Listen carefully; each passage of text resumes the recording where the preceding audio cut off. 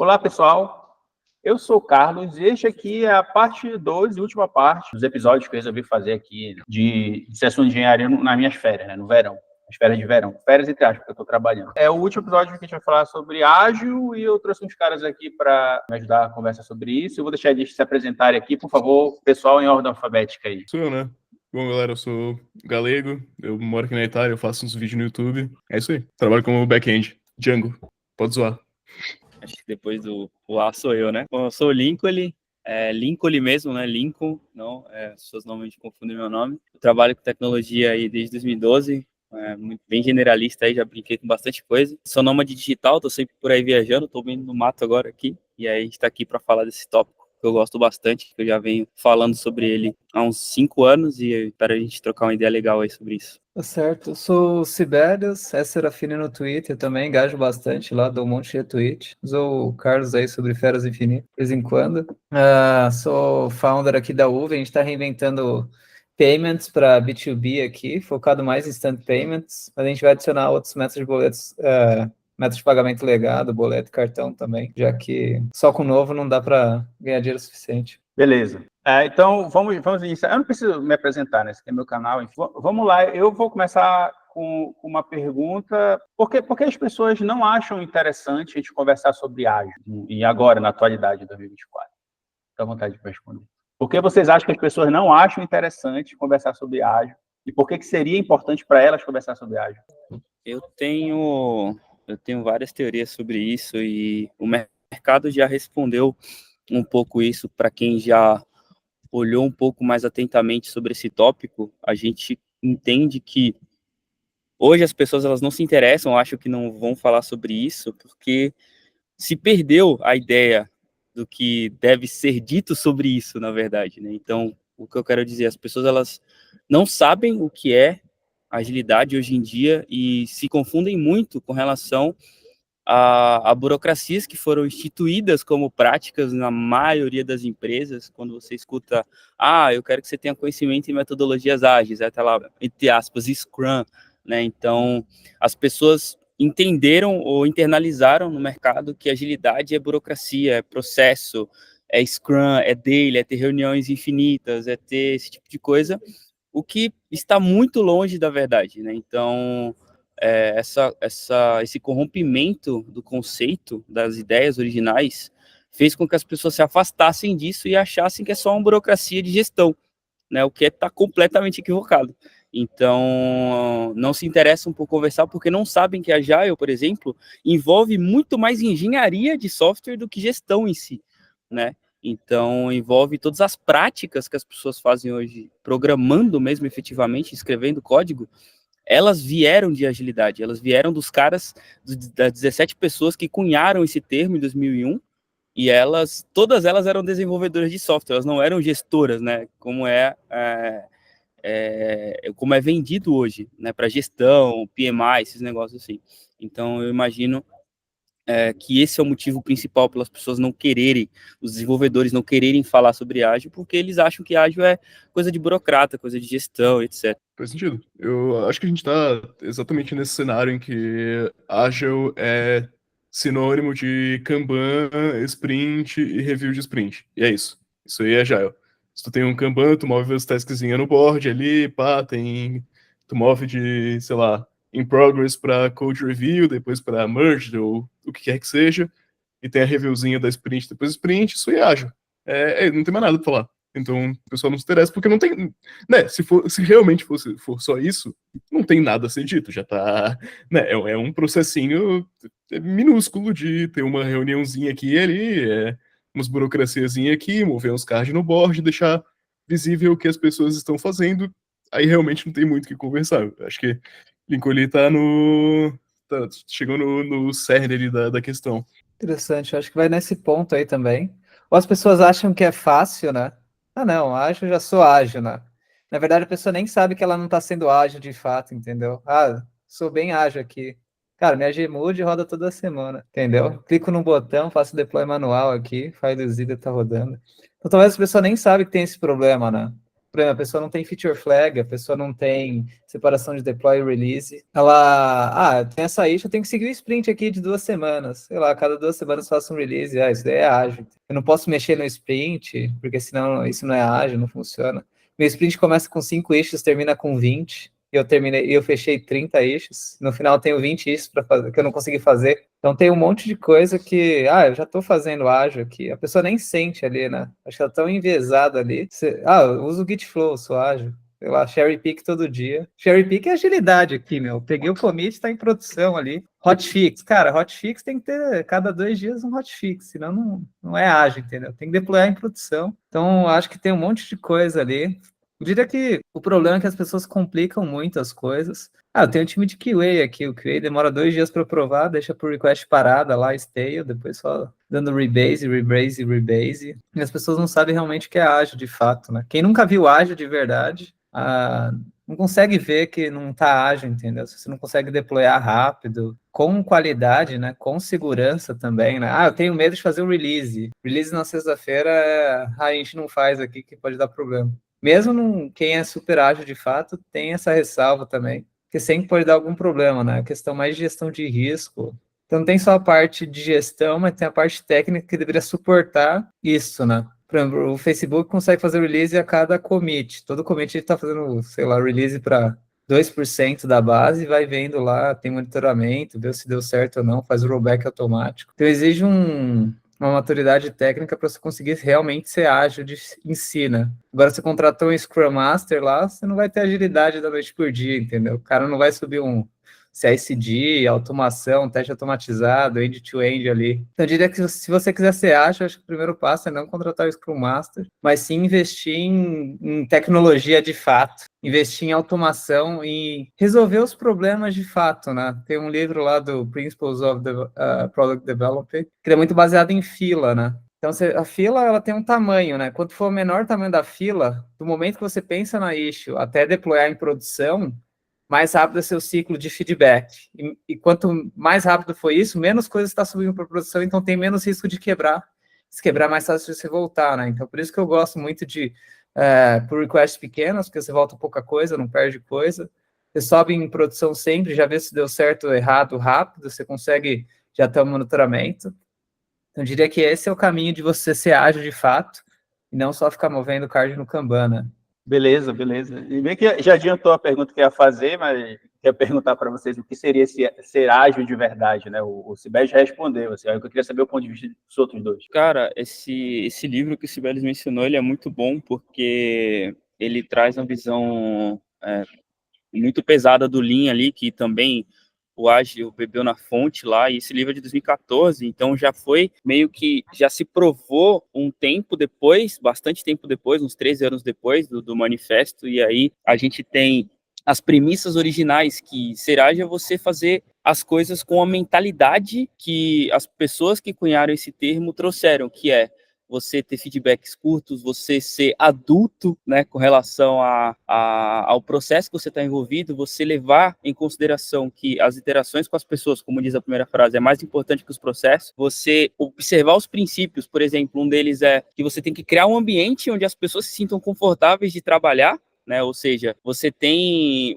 ali pessoas que elas podem construir software num ritmo seguro, não sei se é essa coisa frenética de você ter que fazer hotfix a cada 2 dias porque quebrou um negócio. Os conceitos de CI/CD, teste automatizado, pair programming, refactoring, todos vieram dessa mentalidade, né? Então, você escrever com qualidade, você enxugar o máximo para você conseguir ser eficiente no seu processo. O processo é adaptável, é a grande mudança de chave na cabeça das pessoas, que a mudança ela é desejável, porque o software ele vai mudar sempre, o seu processo vai mudar sempre, por isso a Agile não é você ter um processo engessado, você ter uma coisa que não muda, você tem que seguir um padrão ali, é você ter qualidade de código, você buscar o melhor design possível, que segundo o David Thomas, numa palestra que ele deu muito boa sobre a Agile is Dead, também do mesmo ano do livro, inclusive, 2014, se eu não me engano, ele fala que o melhor design de código é aquele que você consegue mudar facilmente no futuro. Então, essa é a mentalidade por trás de um agilista, né? Agile não é uma coisa que você vende, igual aqui tá falando no vídeo, né? Você pega me dá 1 quilo de Agile aí.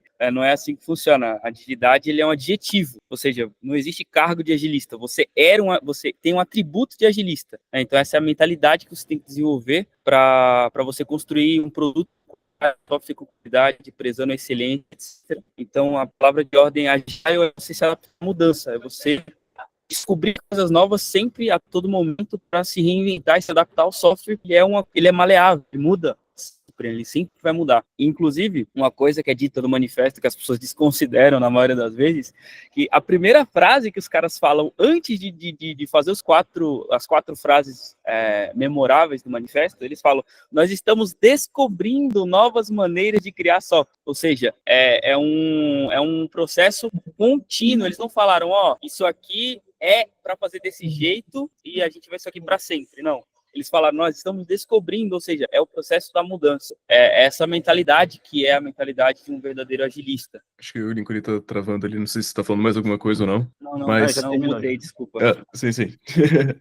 Boa. Não, ele colocou muito melhor que eu conseguiria colocar em palavras, né? Eu acho que o que eu vejo que é bem importante, que falta muito, assim, nas empresas, é essa maturidade em questão de ambiente, não só ambiente de código, né, mas no ambiente que as pessoas estão inseridas. Por exemplo, você tem um júnior que tá com medo, tá com receio de fazer um pull request, porque, sei lá, pode ser que o código dele esteja ruim ou pode ser que quebre a aplicação. Tá errado. Ele não é para ter esse receio. Ele é para conseguir fazer as coisas sem correr um risco de quebrar nada. Tipo assim, se existe um risco do seu júnior, da pessoa que está entrando ali na equipe, dar um drop na tabela de banco de dados, está errado também. O ambiente não tá propício para as pessoas serem ágeis, porque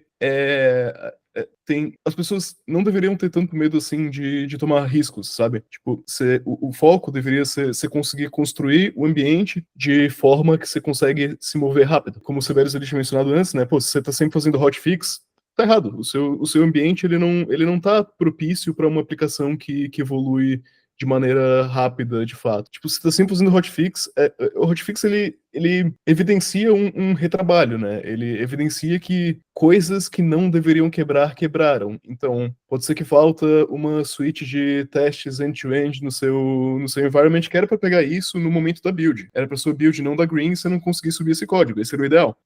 Então, a questão é esse ambiente mesmo, das pessoas conseguirem se sentir seguras para errar, e óbvio, os erros sempre vão acontecer, né? Falhas críticas e não críticas, enfim, sempre vai acontecer, não vai ter como evitar, mas você tem que tentar criar um ambiente em que isso vai ser minimizado, em que a responsabilidade vai ser assumida pela equipe como um todo, né? E que se uma falha dessas acontecer, é pra gente rever o processo em si, e não, sei lá, culpar a pessoa ou qualquer coisa dessa maneira.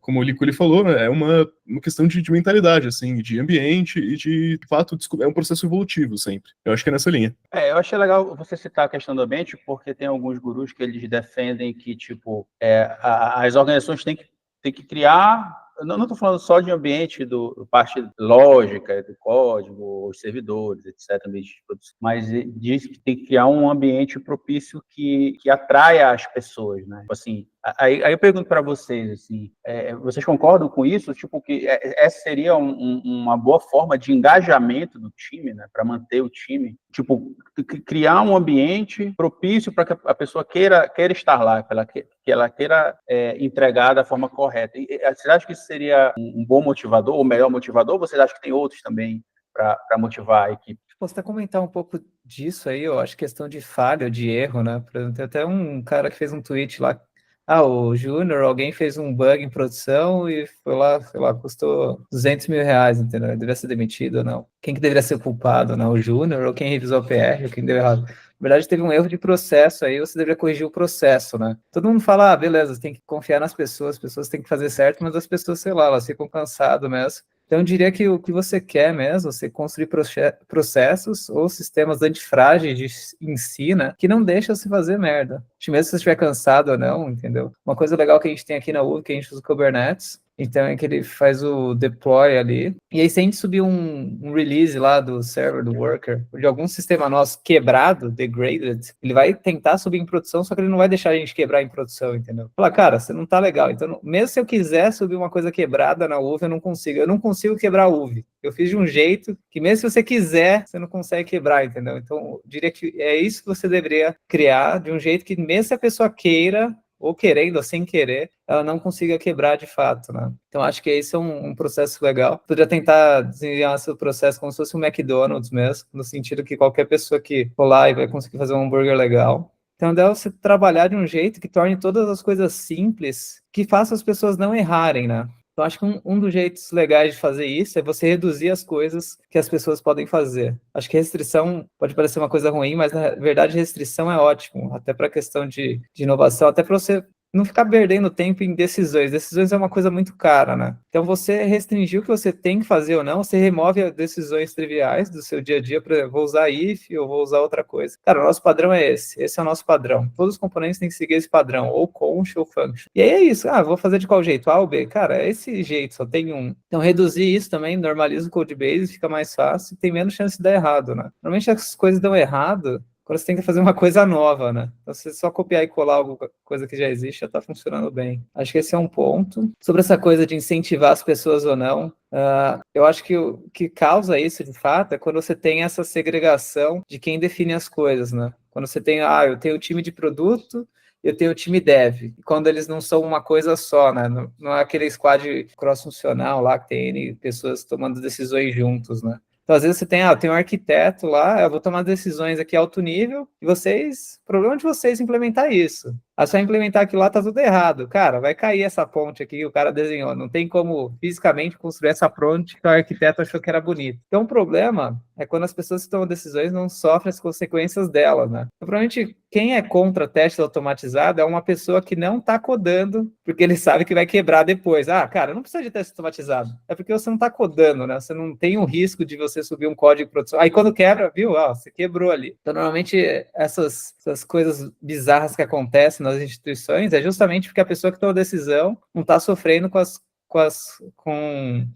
as decisões dela, né? Uma coisa que eu gosto de pensar bastante sobre isso é pensar tudo que eu deveria investir para reduzir o custo marginal de codar, de fazer novos códigos, né? De reduzir a manutenibilidade, né? Então, fazer aquela curva lá exponencial. Beleza, pode ser até caro no início o setup de algo, né? Mas depois o custo é muito baixo, né? De adicionar novas coisas. Então, eu prefiro que as coisas sejam um pouco mais difíceis ou caras no início e depois elas sejam bem baratas, né? Então, por exemplo, teste automatizado. É caro o setup inicial, entender como vai ser o setup, mas depois é só copiar e colar. Então, fica bem fácil se adicionar próximos testes, né? Mais um teste é barato. CSD, o primeiro CSD é caro. Cara, tem que acertar tudo, ESLint, deploy e tal. Mas depois que está pronto, o custo é quase zero, né? Então, quais são as decisões que você toma que reduzem o custo para você ao longo do tempo, né? Porque esse tempo, até eu li um artigo lá do Pragmatic Programming lá, é o Keeps Light On. Qual que é o custo de manter as luzes acesas, né? Então, se você, todo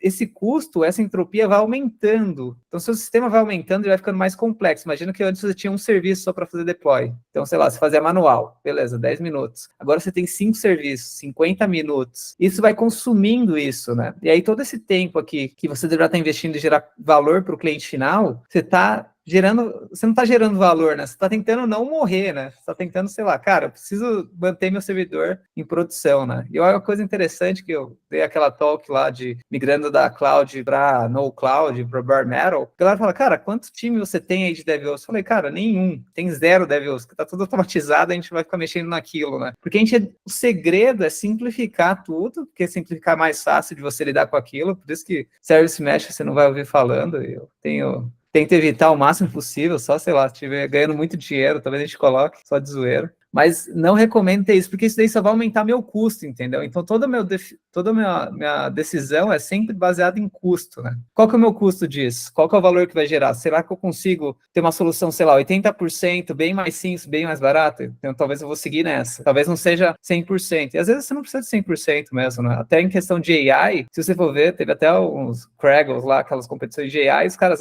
fiz aqui um mega modelo, rede neural gigantesco. No final, o Netflix fez uma regressão logística que era muito mais simples. Beleza, a acurácia era menor, só que, cara, você roda muito mais barato ali. Vou gastar milhões, sendo que o modelo mais simples vai resolver um problema. Então, às vezes, tem que ter esse pensamento, assim, de fazer esse trade-off. Cara, sobre motivação, é interessante na fala do Sibelius que algumas coisas que ele mencionou ali, eu consigo listar umas 6, 7 práticas que estão no livro do XP, que foi escrito de 99, né? E as pessoas não fazem até hoje, a maioria delas. Isso é bem interessante. Mas sobre a motivação, a própria ideia de agilidade fala sobre você estar trabalhando com pessoas motivadas, dando ambiente para eles trabalharem com eficiência e tudo mais. Falando de um pouco com viés mais um pouco ecológico, as pessoas elas não são motivadas por coisas externas, né? Então a gente é motivado por algo que nós decidimos internamente fazer. Pensando por esse lado, acho que o máximo que a gente consegue fazer é tentar entender um pouco mais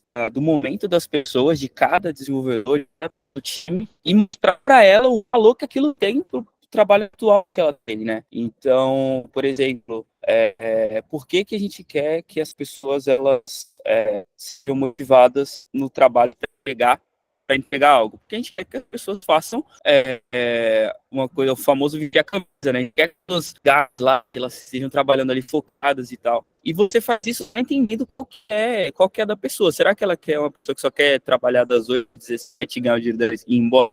Que tá tudo bem também. Uma pessoa engajada, que quer fazer palestra, que quer fazer outras coisas, que também tá tudo bem. Então, a gente tem que entender que criar esse ambiente que vai propiciar as pessoas, talvez não se motivarem, mas elas entenderem a importância daquilo. Porque a motivação é algo muito interno. Então, se você conseguir disseminar na empresa, no ambiente, a importância de certas práticas, né, de você, por que você precisa entregar com teste, por que você precisa entender a economia que o seu trabalho pode gerar, se você começar a pensar mais no business e começar a olhar para o que você está construindo, entender por que aquilo ali existe, por exemplo, né? Você está fazendo um software de médico, você está fazendo a UV, fazendo algo com Django lá, qualquer coisa de machine learning, isso aí está atendendo a quem? Isso vai chegar para quem no final das contas? Eu acho que se a gente pegar um pouco dessa visão mais holística do produto como um todo e passar para as pessoas, elas vão entender um pouco mais do valor que elas agregam, e isso pode dar um motivo para elas se motivarem pessoalmente. Ela fala, pô, meu trabalho é para isso, serve para aquilo, eu quero fazer com qualidade, porque quando chegar na pessoa,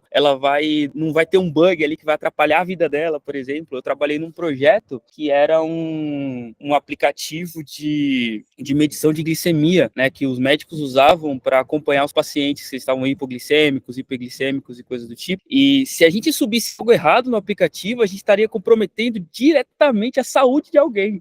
Imagina, né? Porque imagina você faz o cálculo errado da hipoglicemia lá e a pessoa recebe o alerta, o médico vai receber o alerta e o médico vai ligar direto para a pessoa. O que está acontecendo? Você está bem?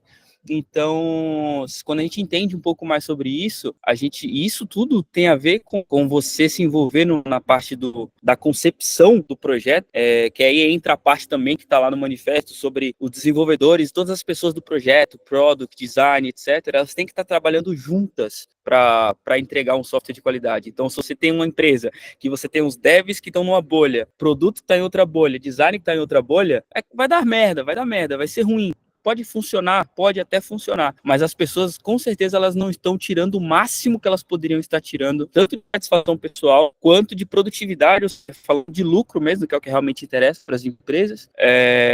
Você está tirando o potencial aí que poderia existir, né? Então, eu acho que não é sobre muito motivação em si, mas é criar momentos, dar razões para as pessoas elas entenderem um pouco mais o que elas estão fazendo, o que o trabalho delas agrega, e isso pode fazer com que elas se interessem mais, e daí para um motivo para elas quererem fazer coisas que sejam mais relevantes também, né? Ou seja, elas se importarem mais com o que elas estão fazendo e se preocupar mais com o que elas estão entregando para o cliente final. Isso se a gente falar de produto, se a gente falar de um site institucional, se a gente falar de um aplicativo, etc. Não, na verdade, eu acho que vocês falaram tudo. Eu acho que eu não tenho muito a agregar nisso aí, não. Podemos ir para a próxima, de repente. Eu também. Eu percebi assim que os dois estão tomando muito conta. Agora, a próxima pergunta começa, Augusto. Vamos lá. E por que o pessoal odeia tanto o Scrum? Assim, meio que, acho que no vídeo passado esse aqui já deu para entender mais ou menos, mas eu queria saber a opinião de vocês. Assim, por que vocês acham que o pessoal odeia tanto o Scrum? Eu odeio também algumas coisas do Scrum, não? Mas vamos lá. Começa com o Augusto aí dessa vez. Cara, isso aí é por causa de burocracia, eu acho que é o centro da palavra, assim. O que é aplicado como Scrum nas empresas, e isso é em praticamente todas as empresas que eu já trabalhei, é a questão de, bom, você tem que ter uma daily todo dia, onde vai ter 10 pessoas, você não vai estar prestando atenção no que a maioria das pessoas falam, porque não tem sentido para você vai falar ali, aí o Project Manager, ou enfim, quem quer que seja, Tech Lead, não sei, vai ouvir a sua parte, é como se fosse uma comunicação que muitas vezes poderia ser assíncrona, só que você faz ela de forma síncrona, que se estende mais do que deveria na maioria das empresas, e tipo assim, eu acho que a maioria das pessoas não ia reclamar de uma daily que durasse 5, 10 minutos. Só que a gente tem deles que duram meia hora, quase uma hora, eu já ouvi por aí. Então, é fácil entender por que as pessoas percebem que o tempo delas está sendo jogado fora. E, na verdade, muitas vezes está mesmo. Aí você tem esses sprints que, bom, tem ali algum pensamento por trás, só que você acaba criando uma sprint com expectativa e no meio da sprint acabam mudando as prioridades, então meio que só parece uma maçaroca meio sem sentido. No final você tem uma review daquelas 2 semanas que aconteceu, sabe? Parece que é um negócio muito solto e um monte de burocracia aleatória que não tem tanto sentido, assim.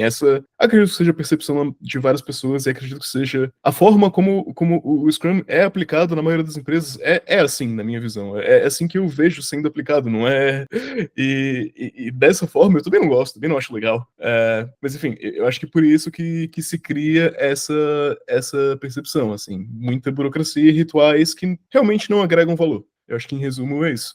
Posso comentar um pouco disso, né? Eu acho que o Scrum, o Agile, qualquer metodologia, ou qualquer framework, ou qualquer jeito aí que a galera fala, né? Ela tem a ideia básica, né? Que é a fonte texto lá, os caras criaram lá no início, que é o primário mesmo, né? O conteúdo primário, e aí depois existem milhares de conteúdos secundários, terciários, que normalmente as galeras preferem ler esse do que ler a fonte de origem de verdade, que é a grande treta da orientação a objeto, né? Todo mundo acha que é aquela coisa do Java, mas Java é outra coisa. Não é orientação a objeto de fato, e todo mundo odeia a orientação a objeto, porque o Java fez do pior jeito possível, provavelmente, né? Então, o que eu recomendo nessa parte é você pegar, ler todos os livros primários, de fato, ir na fonte mesmo, livro-texto, e pegar as partes boas disso, né? Se você pensar, pode ser até como se fosse uma Bíblia em si, né? Você deve interpretar, cada um tem a sua interpretação, e aí você vê o que faz sentido para o seu negócio ou não, né? Para a sua arquitetura ou não. Sobre essa coisa de burocracia, vem muito sobre a questão do paradoxo da estrutura, né? No sentido de que, no começo, quando você é uma pessoa só, quando você tem pouca gente, você precisa de menos estrutura, né? Então, se você estiver codando sozinho, talvez você não precise de pull request, certo?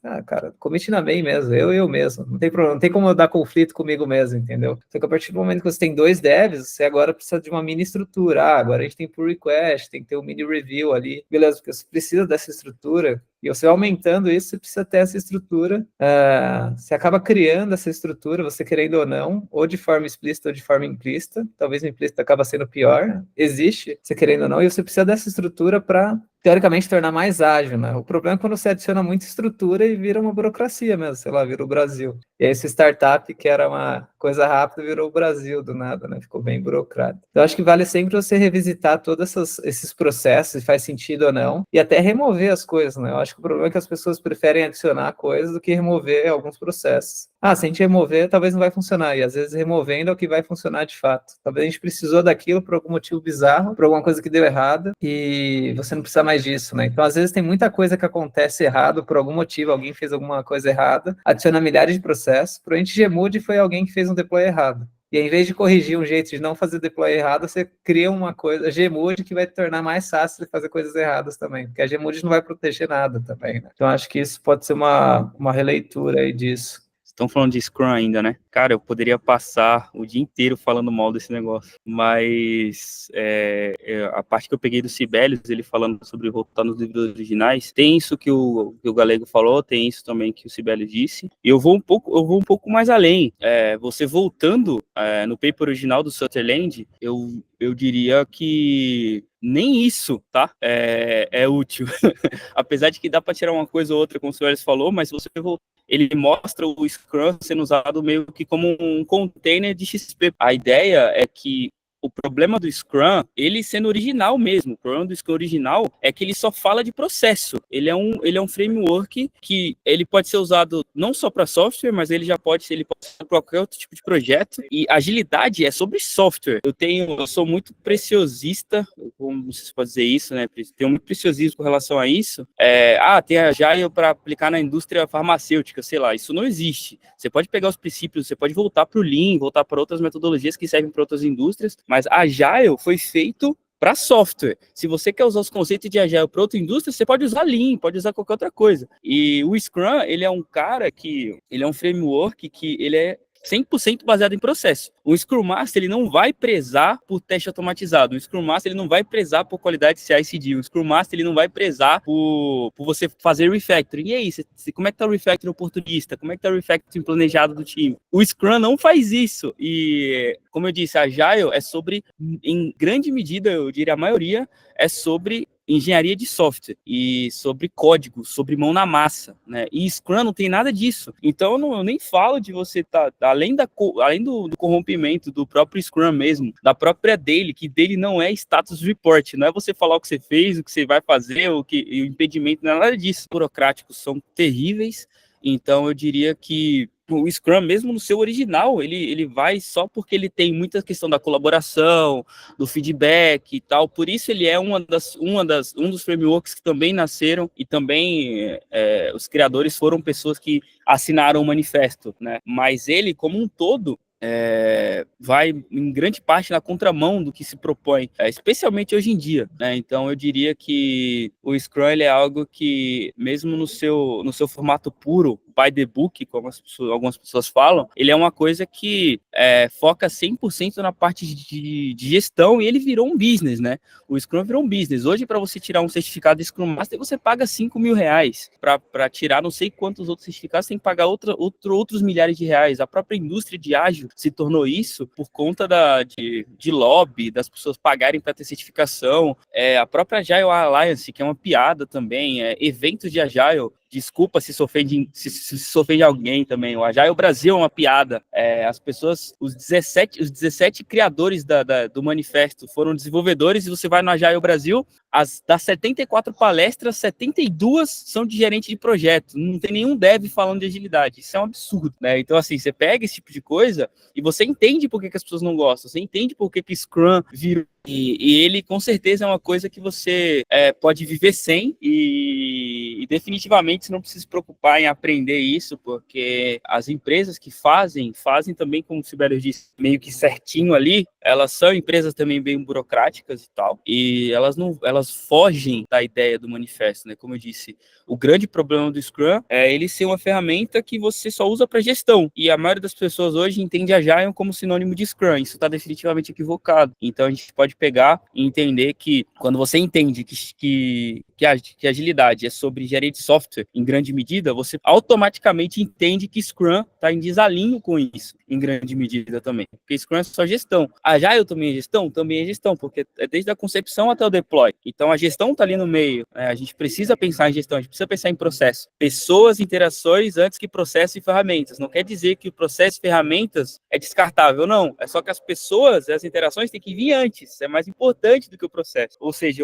eu tomar uma decisão com você aqui no Acal e a gente documentar isso é mais importante do que a retro, do que a sprint que seja, entendeu? Então, esse tipo de coisa que faz com que as pessoas elas tenham um mau entendimento do que é o Scrum, e mesmo se você entender mesmo o que é o Scrum, se você estudar agilidade um pouco mais a fundo, lê os caras que, como o Sibelius mencionou, lê o David Thomas, lê o Martin Fowler, lê o Kent Beck, lê o Cockburn, você vai ver que esses caras estão falando isso. Eles falam isso até hoje. Tem um episódio interessante do Ron Joffrey, Reis, que ele é um também dos assinantes e um coautor do Extreme Programming, ele foi convidado para ir para o Agile Alliance e ele negou. Ele falou, eu não vou fazer parte disso daí, vocês estão avacalhando, né? Ele literalmente negou, ele saiu de lá porque a galera estava absolutamente corrompendo o que ele mesmo assinou alguns anos antes, né? Então, tem essa parte curiosa. O próprio Uncle Bob, no que escreveu em 2014 também, ele fala tudo isso, ele fala sobre como os caras mudaram tudo, ele tem vergonha disso, né? O David Thomas fala também que talvez o maior erro deles foi ter publicado o manifesto solto, assim, sem falar muita coisa depois. Então vai muito nessa linha de que as pessoas, o Scrum, ele vai na linha de que você tem que entender que ele é uma coisa de gestão, que a Agile é gestão mais engenharia, e se Scrum só é gestão, tá errado, entendeu? É muito por causa disso. Eu acho que é isso. Beleza.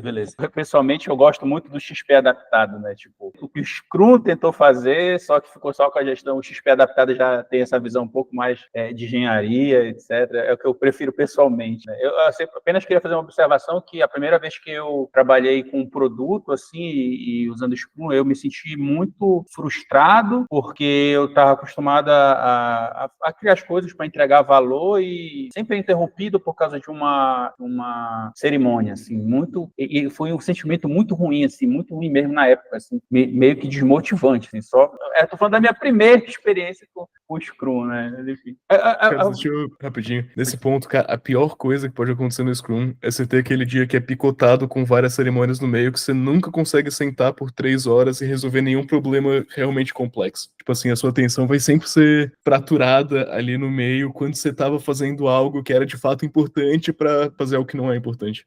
Sim, eu acho que tem outra coisa, assim, outro ponto que eu queria ressaltar na fala do Lincoln. Assim, geralmente quando a gente é muito técnico, a gente é engenheiro, a gente gosta muito de meter a mão na massa. Estou falando bem antigamente, na minha época, eu sou meio velho, e aí vinha o pessoal de qualidade, o pessoal que queria implementar processos, tipo o RUP da vida, por exemplo, sei lá, CMMI, essas coisas, e a gente olhava a pessoa que estava falando com a gente, a pessoa não sabe programar, a pessoa não, sei lá, não está no dia a dia nosso, tá entendendo? Não está construindo as coisas, é uma pessoa de gestão e quer falar, e aí ficava eu e meus amigos, a gente ficava assim, essa pessoa sabe das nossas dores, sabe o que é qual os problemas que a gente vive de verdade. É complicado, cara. Eu sou Scrum Master, sei lá, eu vou falar aqui, chegar com o Sibério, tu vai ter que usar aqui Service Mesh. Por quê? Porque eu vi ali num evento que é legal, que traz segurança, não sei o quê. Ou então uma pessoa que não entende vai chegar comigo e vai dizer, olha, sei lá, isso daí não serve para nada. Ou então realmente não agrega valor porque eu não sabia vender uma solução com bastante engenharia que agregava valor, mas não sabia vender, não sabia falar a linguagem do negócio, e a gente ficava frustrado, né? Então, eu acho que existe isso também do lado dos devs, né? A gente fica esse tipo de frustração quando a gente encontra essas pessoas que vêm trazer processos e metodologias e etc. Mas, enfim. Acho que aí você pode entrar num tópico bem polêmico aí, né? Se todo gestor, pelo menos técnico, todo gestor de tech deveria ser técnico de fato, né? Se o CTO deveria ser técnico também, tem todas essas discussões aí que a galera acha que não. Eu acho que nesse cenário novo aí, fora do ZIRP também, que acabou o juros a zero, né? Eu acho que a gente vai ver cada vez mais empresas, ou startups, ou empresas em si, cada vez mais enxuta mesmo. Acho que a AI vai automatizar um monte de coisa inútil ali que a gente não precisava mais. Então a gente vai ter muito mais gente, que é o modelo que eu acredito, que é o modelo que a gente toca aqui na UV. Cada dev aqui na UV toca meio que uma frente, como se fosse um mini squad lá. Cara, você vai tocar boletos, toca cartão, você toca cashback, cara, é a sua frente. O meu papel aqui não é falar o que você tem que fazer. Você me traz aqui o que você vai desenvolver, suas propostas, RFCs, eu vou dando revisada e, cara, melhora isso, melhora aquilo, entendeu? Mas cada um faz o seu, não preciso ficar lá babysitting, entendeu? Não preciso...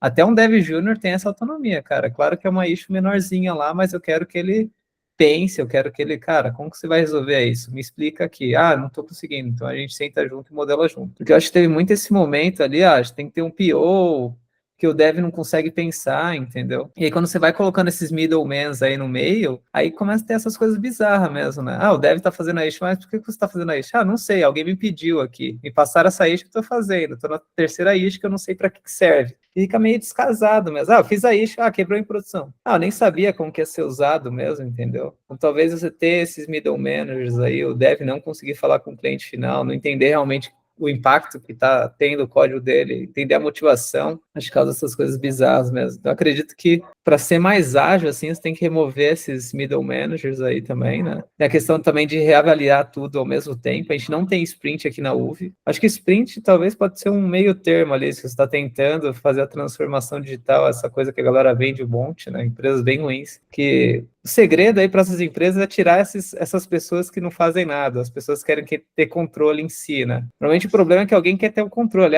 me diz que vai subir no sprint. Agora, quando você está num modelo talvez mais moderno, que você faz release todo dia, na UV a gente é obrigado, eu sou obrigado a fazer release, sei lá, todo dia.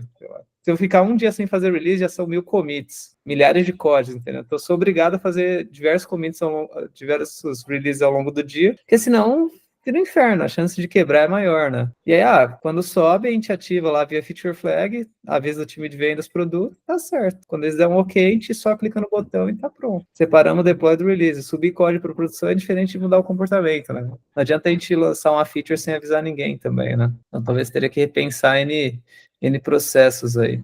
Nossa, falou transformação digital, deu um negócio assim na garganta. Assim, é exatamente isso. Ela chega lá na gente, lá de a consultoria, não, a gente vai fazer aqui a transformação digital, management 3.0, business agile, o cara vende a consultoria, a empresa faz por 6 meses, começa a ter resultado, aí o cara agora passa 6 meses, os caras param de fazer o processo, os contratam de novo. E dinheiro de graça, enfim, cara, é um baita de um negócio, assim, parar um pouco, vão fazer. E aí a questão da gestão também, né? Porque esse modelo que o Vélez fala sobre tentar minimizar ao máximo esses agentes intermediários ali, ele faz bastante sentido em empresas de startup mesmo, de porte. Eu acho que começa a fazer sentido quando você escala um pouco mais, que aí você precisa ter, invariavelmente, quanto mais a empresa cresce, mais burocracia você precisa ter para as coisas funcionarem, né? Então, se você tem uma empresa de 100 funcionários, fazer isso definitivamente não vai funcionar. Então, você vai precisar ali de onde entra as divisões dos squads, de quem vai ser lead, quem vai ser... Você vai precisar de pessoas ali para fazer isso. Mas eu apoio levar o modelo que os filhos falam até o limite, assim, até onde der para ir, que é justamente essa autonomia que vai fazer com que as pessoas consigam ter times multidisciplinares, ter pessoas ali que vão agregar desde a concepção da ideia do que precisa ser feito até a entrega, que isso que é o ideal, né, do time integrado que XP fala, é isso também, Carlos, né, que é você ter pessoas que você consegue conversar da concepção até o deploy, né, então parte ali da premissa de que tá todo mundo entendendo o que vai fazer e ninguém vai pegar um negócio ali, eu tô fazendo isso aqui, mas eu não sei o que eu tô fazendo, que definitivamente é um erro crasso no processo de fazer algo nesse sentido também. Eu acho que eu perdi a pergunta original, na real, tô prestando atenção na fala dos dois. Não, foi uma pergunta, né? A gente tá meio que falando de time, como se fossem times autogerenciáveis, né? Sim. Assim, tentando contextualizar. Não, nessa questão tem algo que eu vejo muitas empresas falharem, você ter uma segregação muito grande entre a galera técnica e as outras pessoas. Tipo assim, você tem uma distância muito grande entre o designer e o front-end, de modo que o designer faz algo, aí o front-end fala, pô, mas isso aqui, cara, se a gente simplificar aqui um pouquinho, vai demorar 2 semanas a menos para fazer. Tipo, precisa ser tal design. E essa comunicação entre os dois, às vezes são até equipes diferentes, em time zones diferentes, e, enfim, a empresa não tem processos adequados para lidar com async. Esses pequenos... se tivesse sentado os dois numa meet resolvido ali juntos, estava resolvido, né? Mas fica esse vai e volta de a pessoa quer uma coisa e a outra fala que não vai ficar muito bom, ou, enfim... o time de produto pede para o back-end fazer alguma coisa, e o back-end não está nem entendendo por que isso aí está sendo feito, aí ele faz, aí entrega, aí não agrega valor nenhum para o cliente, porque o produto tinha algo na cabeça na hora de fazer, só que o back-end entregou, né, sem nem saber o porquê que aquilo estava sendo feito, não foi muito adequado para o caso de uso que o cliente realmente tinha. Então, assim, um negócio que eu vejo é que, tipo, às vezes em empresas tem o tal do hackathon, né, que você vai reunir equipes multidisciplinares e você vai dar uma liberdade extrema para essas equipes resolverem um problema. Eu não sei qual a experiência de vocês com hackathon, mas os que eu participei, a gente produzia muito mais do que no dia a dia. Era uma quantidade Tipo, porque quando você tinha uma proximidade muito grande entre a pessoa de produto, o designer, o front-end, o back-end, a pessoa de DevOps, você tem todo mundo ali junto para resolver o problema. Você não precisa ficar criando barreiras artificiais para a comunicação dessas pessoas, de modo que o tempo entre eu tive uma ideia que vai agregar valor para o cliente, ou até isso aqui é um MVP que a gente já está testando com X% dos usuários, né, com 5% dos usuários, era um tempo que se encurtava muito quando a gente criava essa equipe mais multidisciplinar, assim, e com uma coesão maior, com uma, né, quando você tinha o desenvolvedor ou quem quer que seja envolvido na definição da feature que vai ser feita, você já consegue pegar um monte de coisa que vai evitar indas e vindas de comunicação e vai te poupar muito tempo. Então, essa segregação de deixar o desenvolvedor na caixinha dele, as outras equipes na caixinha deles, acaba gerando mais burocracia, mais, né, acaba não sendo ágil, é bem lento, na verdade. Mas, enfim, claro, você tem que achar algum ponto também que faça sentido, né, você não vai ter um designer por equipe, geralmente, né, os designers vão ser multidisciplinares e vão ser recursos compartilhados pela empresa inteira, mas, enfim, isso é outro ponto.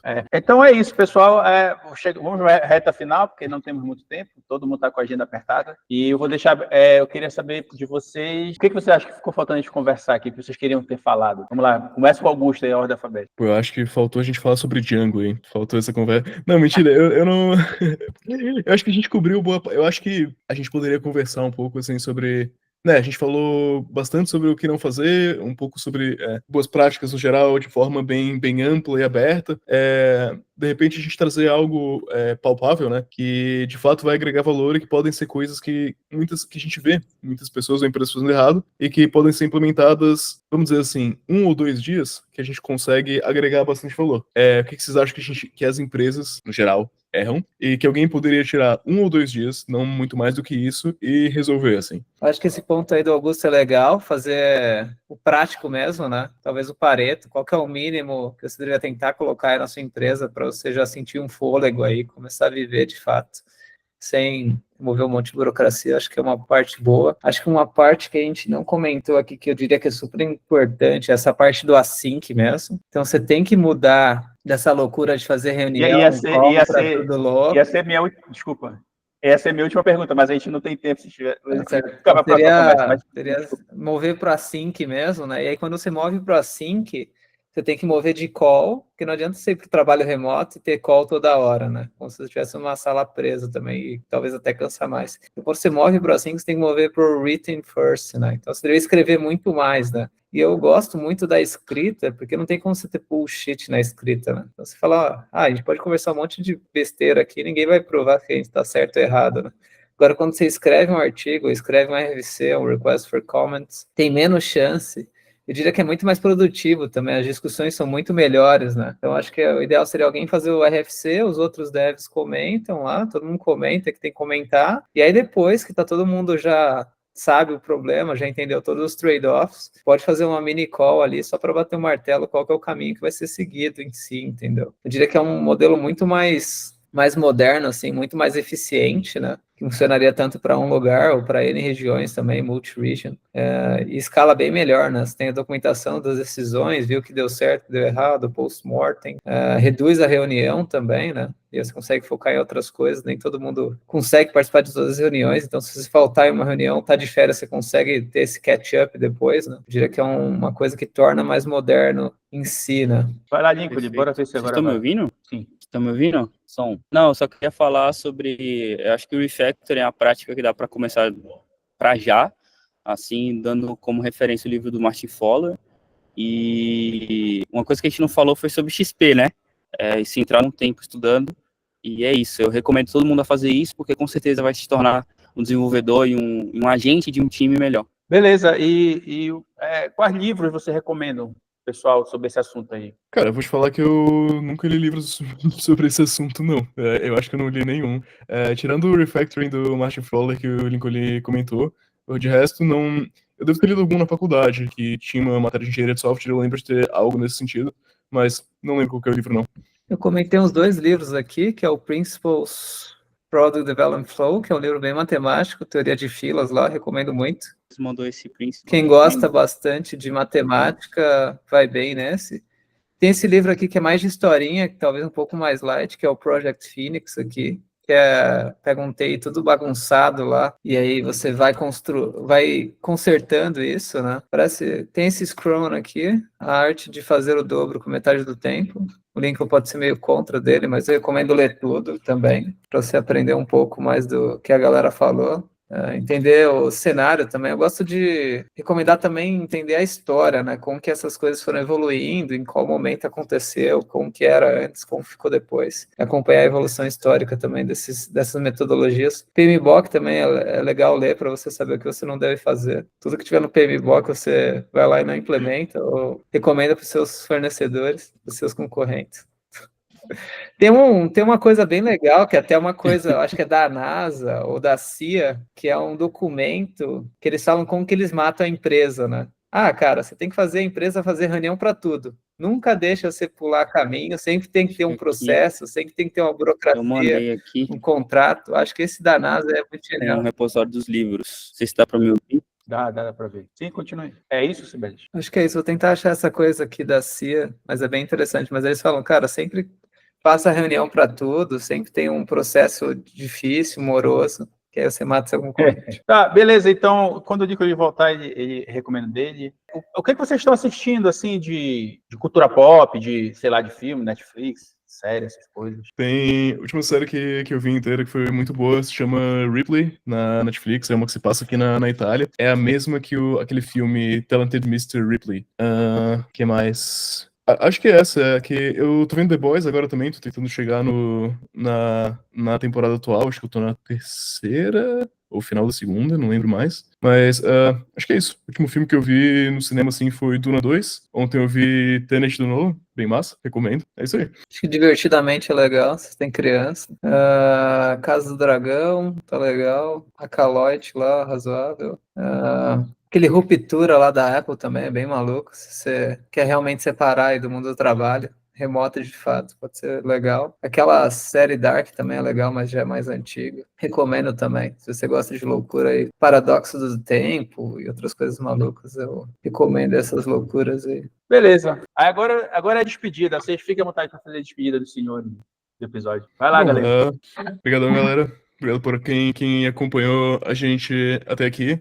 Eu sou Augusto Galego, eu tenho um canal no YouTube chamado também Augusto Galego. Acho que se quiser me acompanhar por lá é o melhor lugar. Tem o Twitter também, que é Real Galego tudo junto, como se fosse Real Madrid, só que Real Galego. E é isso aí, tamo por aí. Show. Valeu, galera. Qualquer coisa me acompanha aí, LinkedIn, Twitter, qualquer coisa. Tô publicando um artigo por dia aí, de coisas que a gente tem construído aqui na UV. A ideia é fazer open source de tudo aí. Deixar mais fácil, talvez criar uma fintech e uma pessoa aí depois.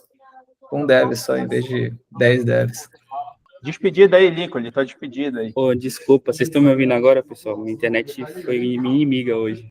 Mas agora Sim. vocês estão me ouvindo, né? Mudei aqui de lugar. Eu só queria agradecer o convite do Carlos, é um tema que eu gosto de falar bastante.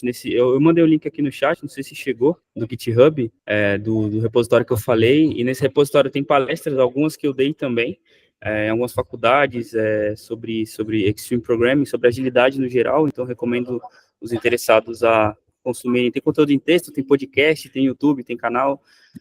Tem o último vídeo dessa série aqui que o Carlos falou, que eu postei também lá, tá lá, para vocês acompanharem o último vídeo, que foi a parte 1 desse. E qualquer dúvida também, se vocês tiverem curiosidade sobre esse tema, eu tô falando sempre no Twitter, vocês podem me chamar lá também, e é isso. Leiam o livro do Extreme Programming, e minha recomendação principal. Sim. Valeu. Muito obrigado pela experiência dos senhores. E, assim, foi fantástica a segunda parte. Assistam a primeira parte, a segunda parte. E sigam os links que vão estar aqui na descrição de tudo isso que a gente conversou aqui, todos os livros e etc. E muito obrigado aí. Deem tchau, emitam sons para vocês aparecerem no final aí, galera. Tchau. Valeu. Valeu. Abraço. Tchau. Falou.